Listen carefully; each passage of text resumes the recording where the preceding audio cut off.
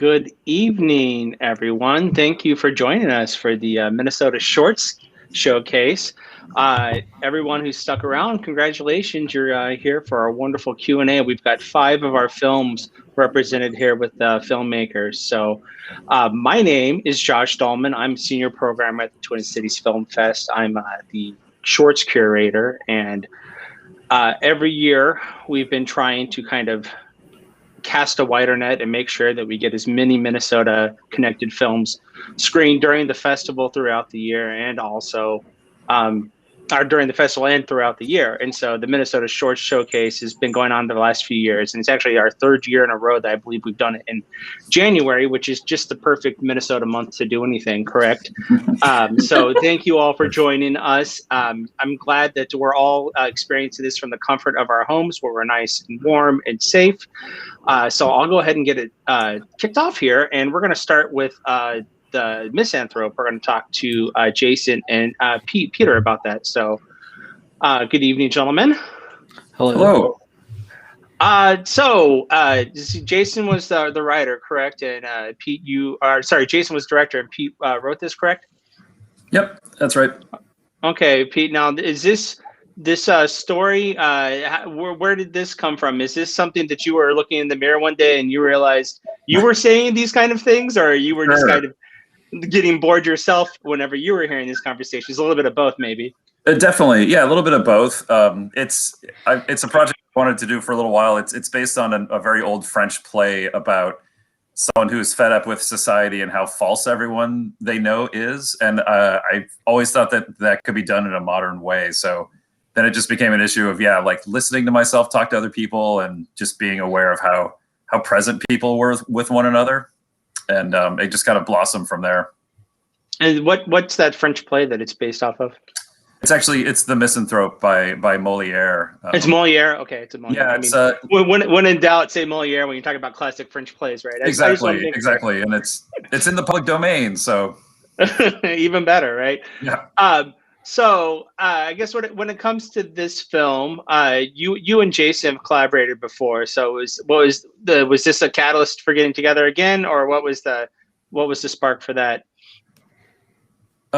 Well, I think it started just knowing each other and knowing each other's film work, and just I've always been a big fan of Jason's work. So just at one point we just were like, hey, should we make something for this upcoming year? And it just how these things happen, it just kind of snowballed. Yeah, I don't think we've actually collaborated before this, other than just chatting about our respective screenplays. So we talked about writing a lot, and eventually came up to do this opportunity together. Wonderful.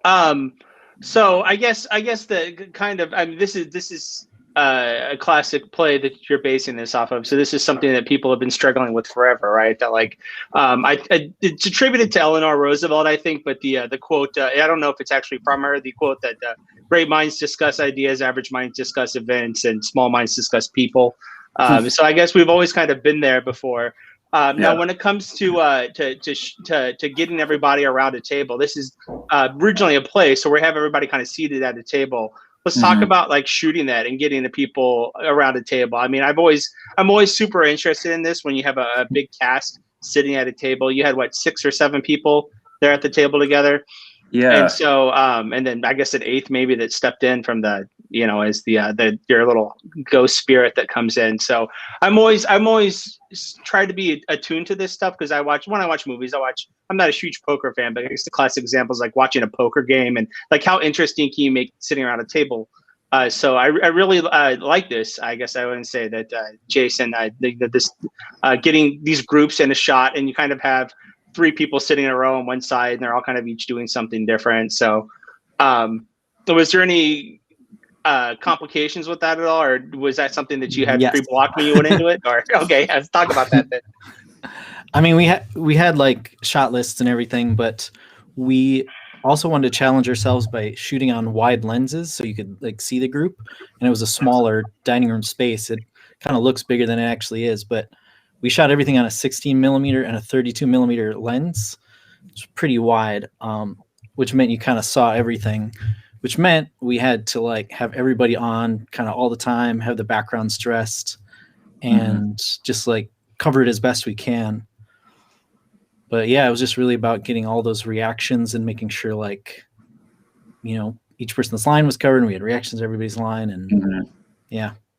So how was the cast with this? Were they all excited to kind of like have this little, and there's a little bit of kind of chiding at each other and like this kind of non-self-aware banter that's going on. So how did they lean into that or approach that? Were they pretty excited about that? Oh yeah, go ahead, Peter. I think so. Yeah, I hope so. I mean, they seem to enjoy it, and I think, I mean, one of the things I've learned over the years is like, if you're working with really great actors, and I think our cast was amazing, you really you want to do them the favor of just giving them interesting things to say and do. You know, you want to make sure that like they're enjoying themselves and they get to like, you know, use their talents and approach it from different angles and, you know, bring their energy. And I feel like all of them just brought it so much. Yeah. No, I was gonna say like they're very to me watching it, they're just very distilled, I guess, that comes through in the writing, but then the performances each kind of really like for those brief moments and cuts that we have of each of them, like you every time you cut back to that person, you're like, I know that person, or I am that person. And so it's very I just, you know, great. Sorry about that. Yeah, the real trick I think was like actors are trained to listen to each other, and we had to like keep reminding them not to listen to each other. Right. Yeah, like play against it. Okay. Yeah.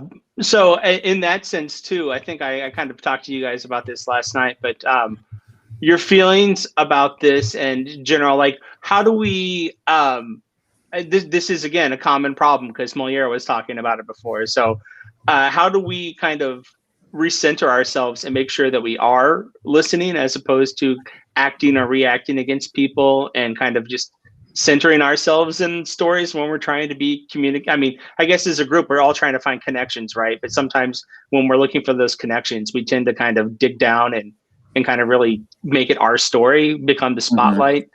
So like, how do we feel about that, and kind of how to work against that, I guess? Yeah, I think, well, I think really the key is just to be present and to ask people questions. You know, if you're sitting down with people, and obviously we made our movie, as Jason just pointed out, like exactly a year ago, and the world is so different. You know, like this is a pre-COVID movie. You know, like I would give anything to be at a dinner table with friends. And I would not care what they said. If they just talked about themselves, that would be amazing still. But I think, you know, I think the way to be present is just to ask people questions and to really listen and not stare at them waiting to think of what you're going to say next. You know, just simple stuff. And, you know, put your phone under the table and just ask them how they're doing. And yeah, just listen more than talk, really. Do you have any good conversation starters that you like to start with in a group at all? Like when you're meeting somebody, like I know it's like Americans are very bad about like, what do you do? What do you know, what's your job? But like, I don't really like leading with that. Do you guys have a specific kind of like thing to kind of whet the appetite to get somebody, you know, leaning in as opposed to leaning back? I like to ask people if cereal is a soup. That's not a bad one. That's good. Why or why not? Yeah. I should start using that. I definitely I try not to be like, hey, how's it going? You know, like kind of a dead end question that it's like you kind of know how, you know, it's like go for more detail. And you know, yeah, the one. Sorry, I'm doing exactly what I'm not supposed to be doing. I'm reacting as opposed to listening. Finish, please finish. Well, no, I mean, it's a satire. I definitely, it's not, I don't treat it like a literal script, certainly. You know, just be interested in other people and ask follow-up questions.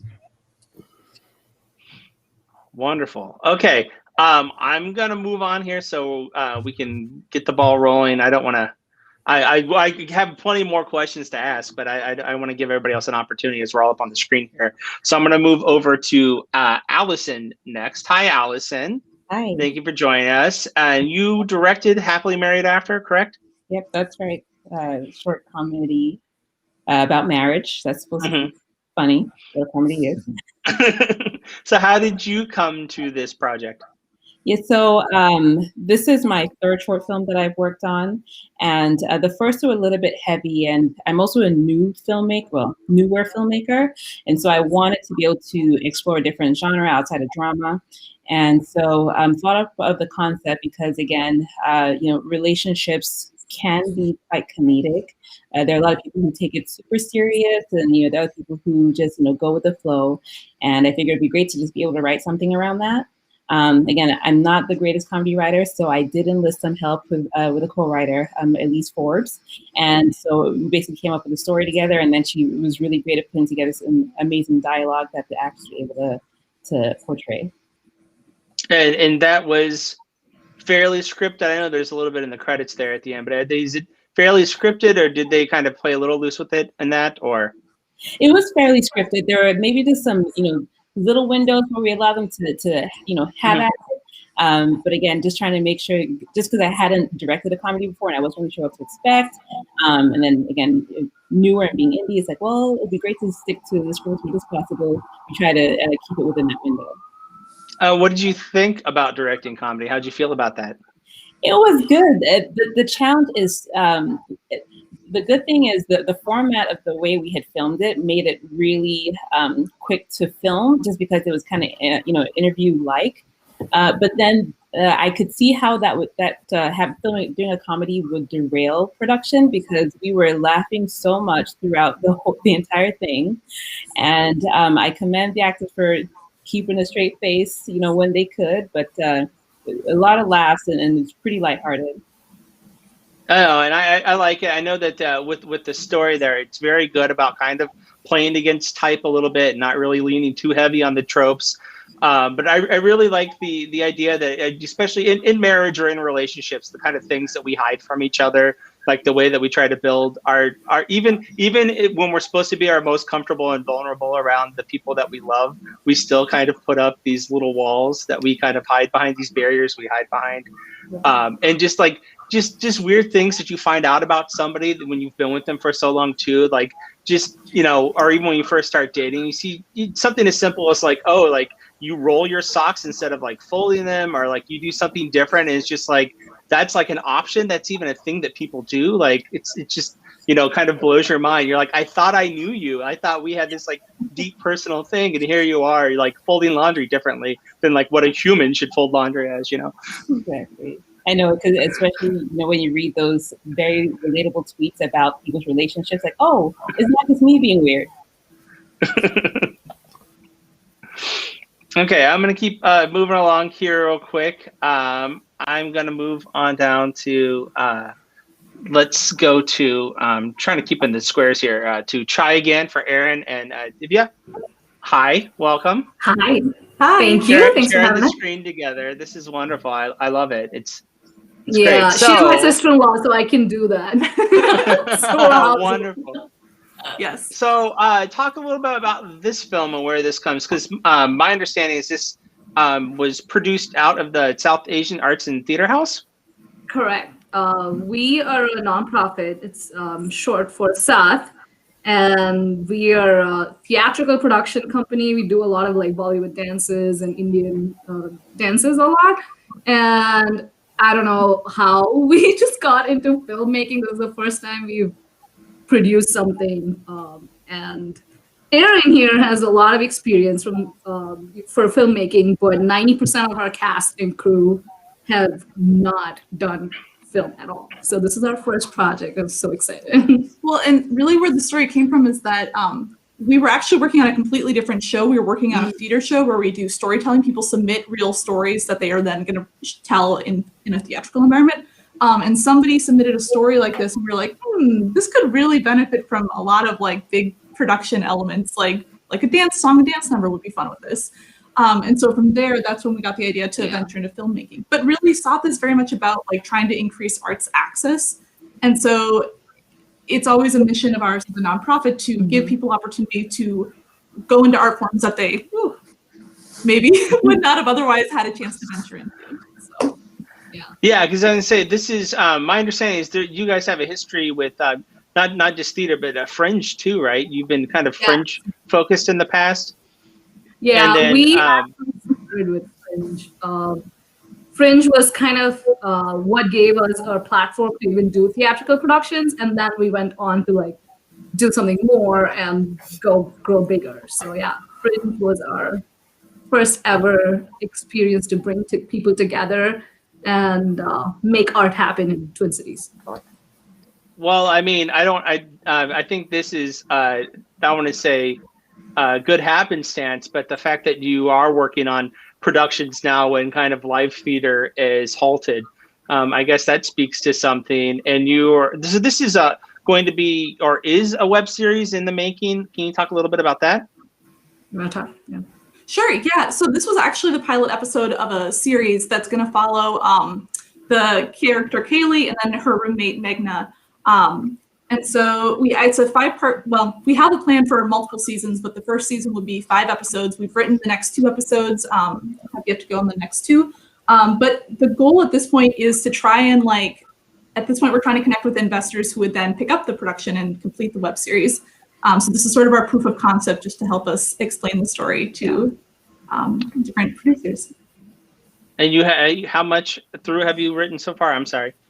Oh, sorry. We've written 3 of the 5 episodes of season 3 1. of the 5 so far. Okay. But we have the full outline of the whole series, Perfect. season 1 and 2 as well. So. Oh, whoa! We're probably in season 2 already. Nice, exciting. Okay, I'm going to move it on a little bit here. And so actually, real quick, before you said that this came from this idea came from somebody. Can you talk about that real quick? Where this idea came from? I guess. Yeah. I mean, so we're a community of artists who work together. Somebody had submitted a story about their experiences dating. So we have a show at Minnesota Fringe now, which we've been doing for the past 2 years called My Kahani.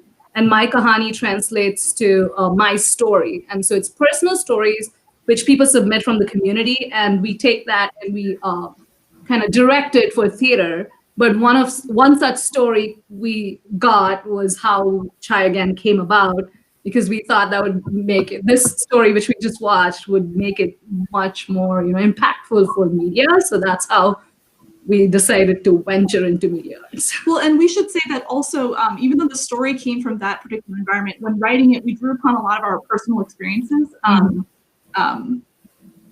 From the community, from our personal lives, and it's just very reflective of a lot of people in our community.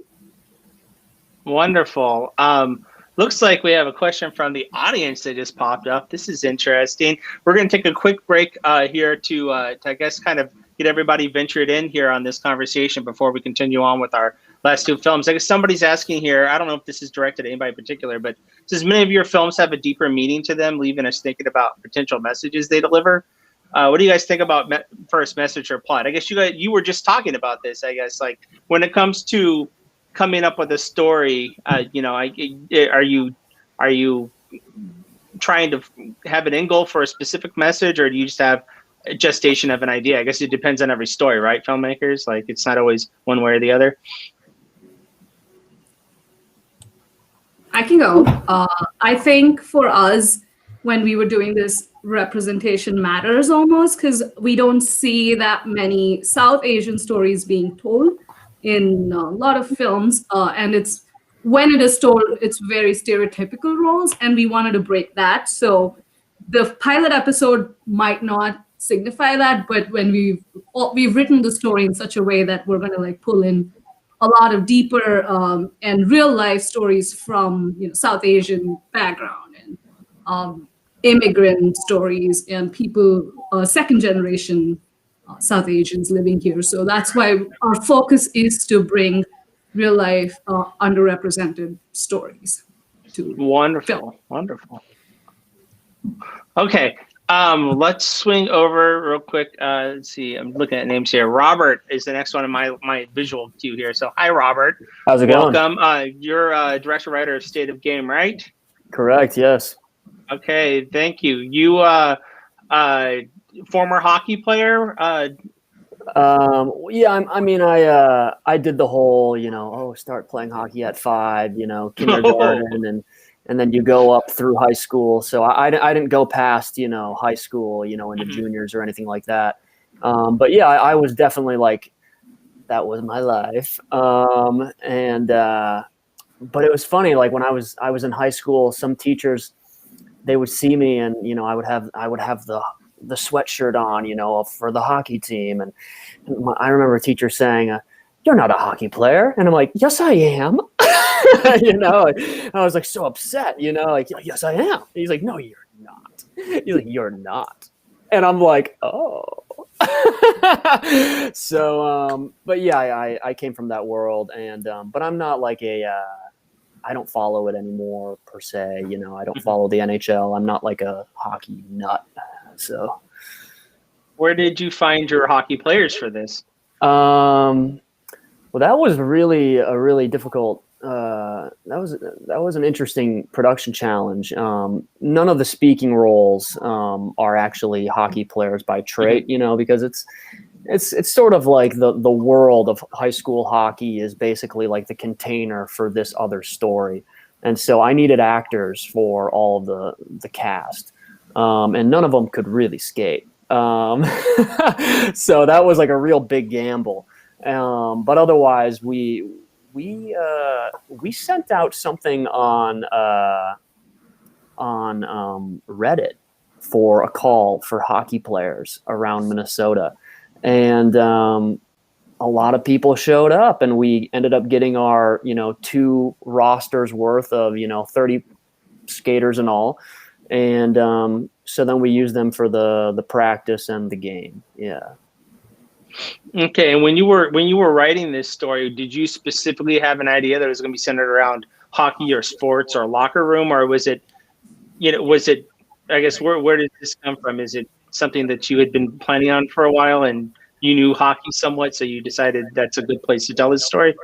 Yeah, I mean, this was kind of like my last final short film to do, and so I was like, what do I have an insight into? What sort of a story world? I usually start with a story world or a location, and then I put the character into that story world, and then I build the plot around what I kind of want to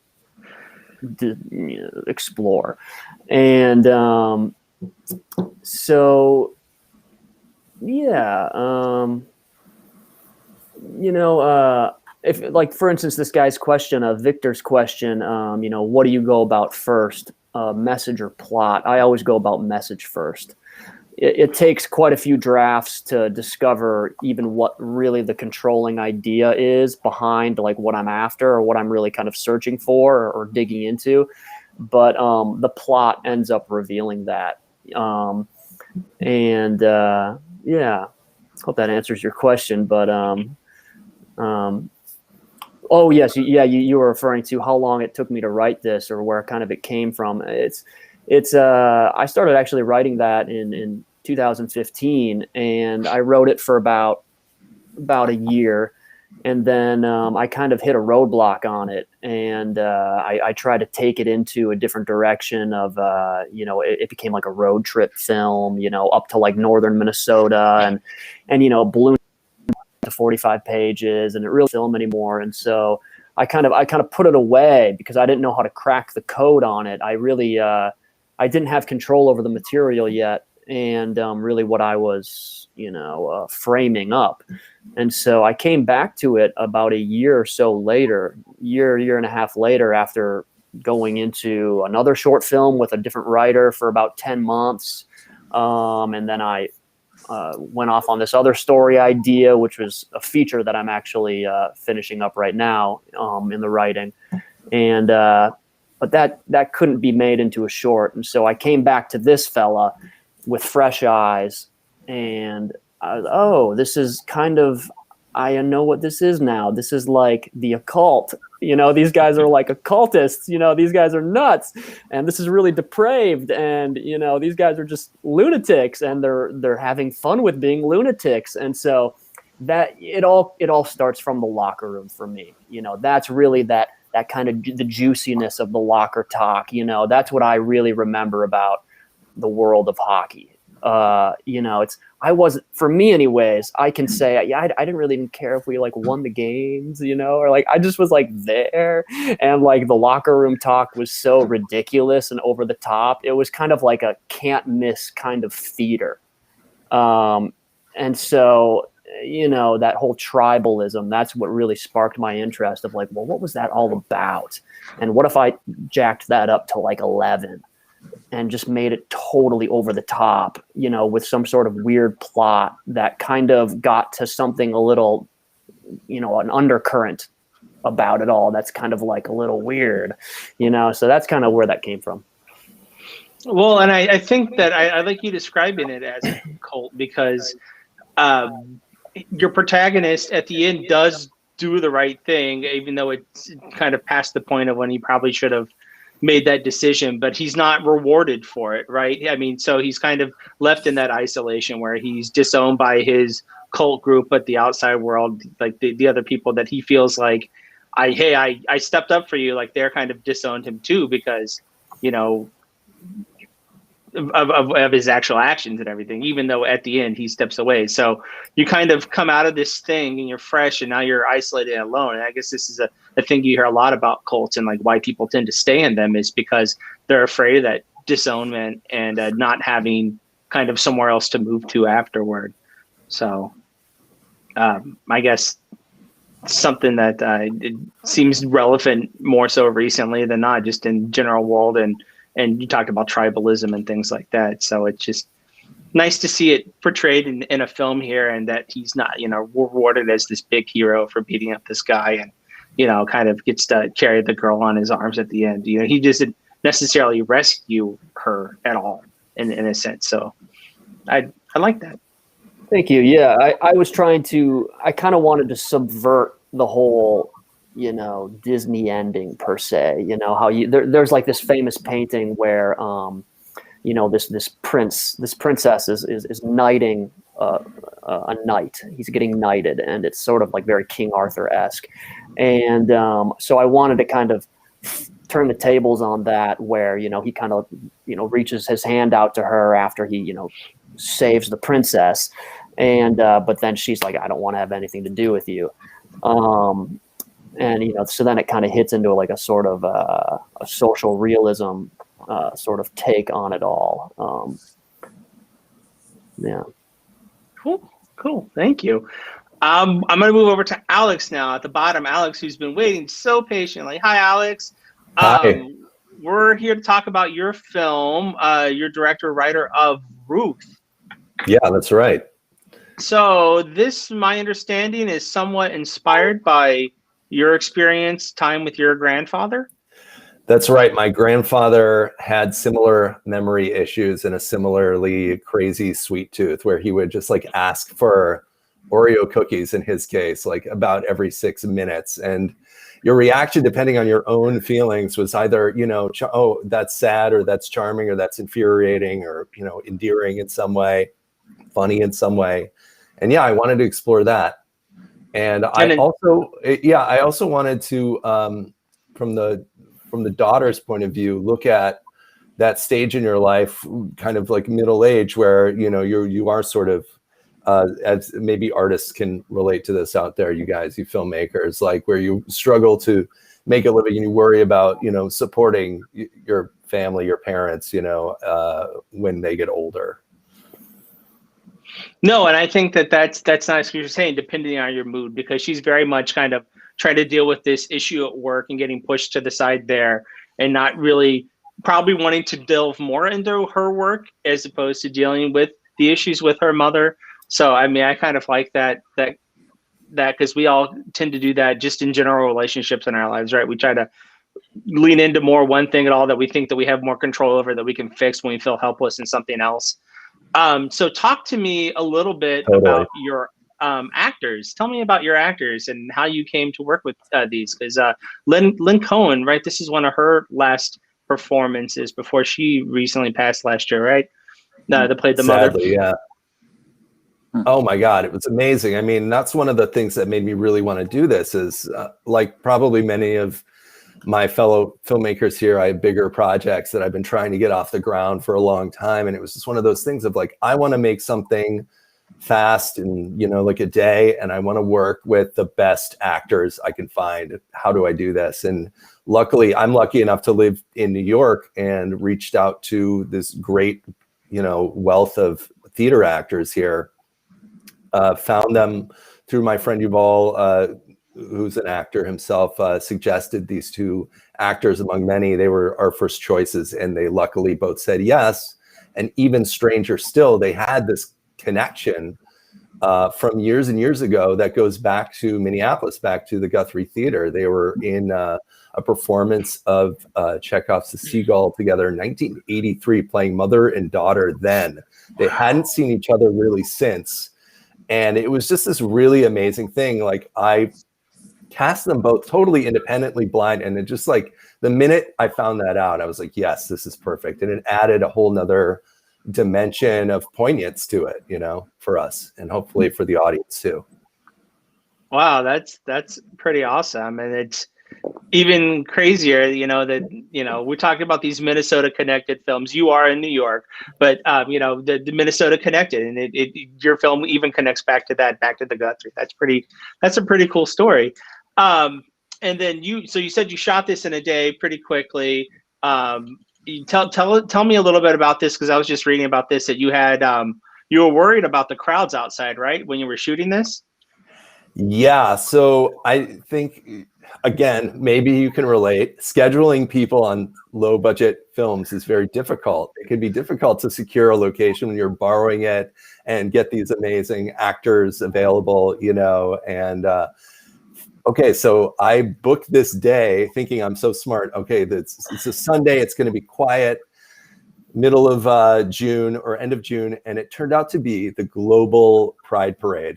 And there were 5 million people scheduled to be right downstairs from my location in Midtown Manhattan, partying all day, making like a perfect circle around my location. And so add this to the complication of this, you know, we have an 86-year-old woman that we need to get in and out, and they've closed all the streets, so we can't get any cars in. So yeah, it was all these logistical issues that just like really kept me in suspense. But luckily, the fact that there were roadblocks up blocked the most egregious sound, which is sirens.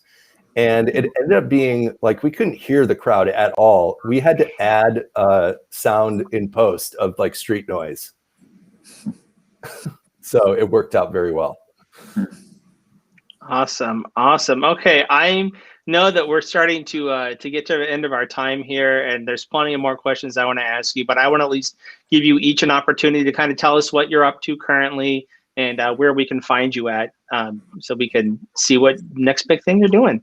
So we'll start back up at the top here with Jason and Pete, and just kind of each talk about what you're working on and what's next for you.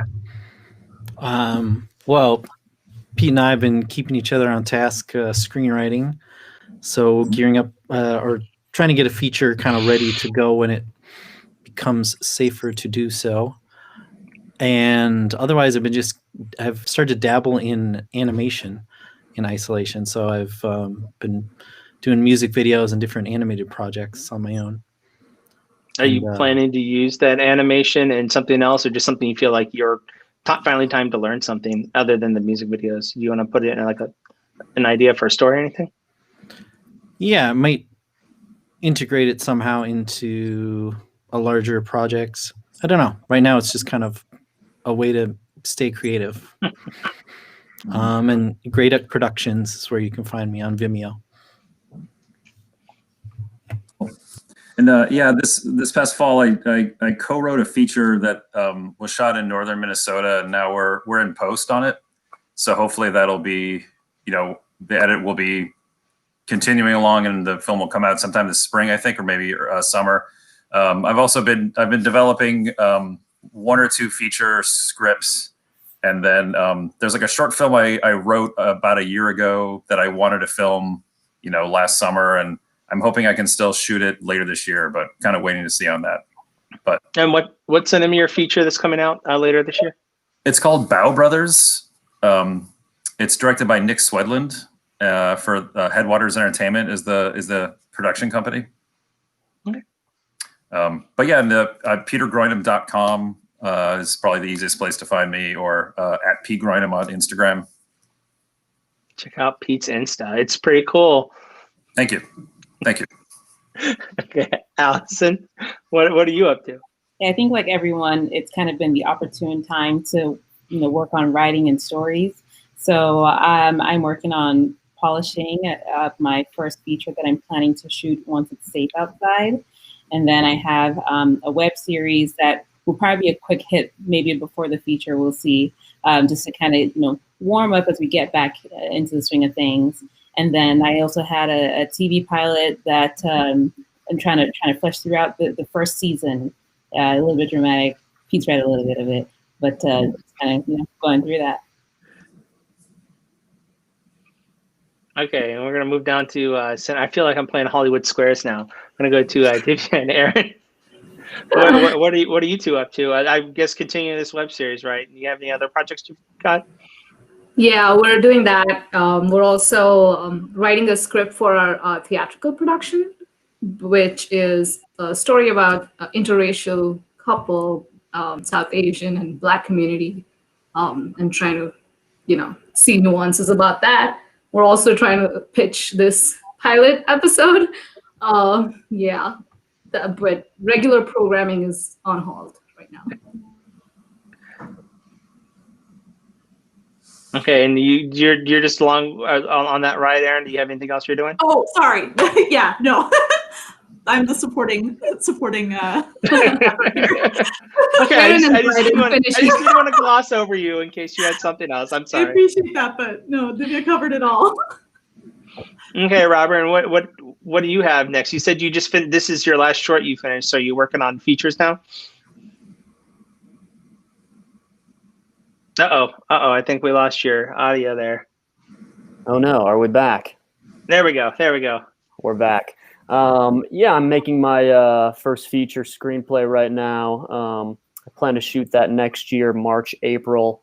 It's an MMA sports drama, and it's a faith-based film.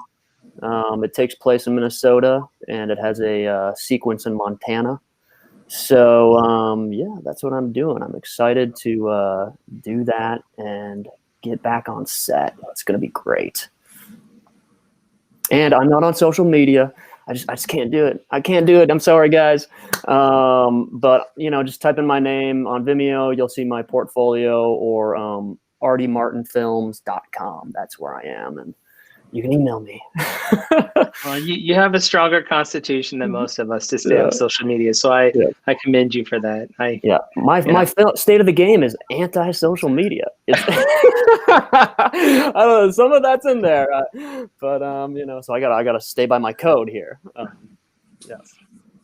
Okay, thank you, Alex. What are you going to be doing next? Oh boy, same as you guys. Just chomping at the bit. Been writing all year. Got a bunch of stuff, shorts and a feature too that I'm looking to film as soon as possible. And like Jason, I've been dabbling a little bit in animation. I don't know yet that I have the stomach for it, but it's kind of fun. And yeah, it's something to do. Yeah. Awesome. Thank you, everyone. I appreciate it. Thank you, all of our friends out there who are watching this evening for the Minnesota Shorts Showcase. We hope to see you again soon. We wish you all the best of luck and that you can be back on set safe and soon as possible. There's a lot of good things I'm hearing from people. So, hopefully we're turning a corner. You got your creative juices flowing and you're just ready to go flying out the gate. So I'm Josh Dahlman for the Twin Cities Film Fest. Again, thank you everyone for joining us this evening, and we hope to see you again soon. Thank you.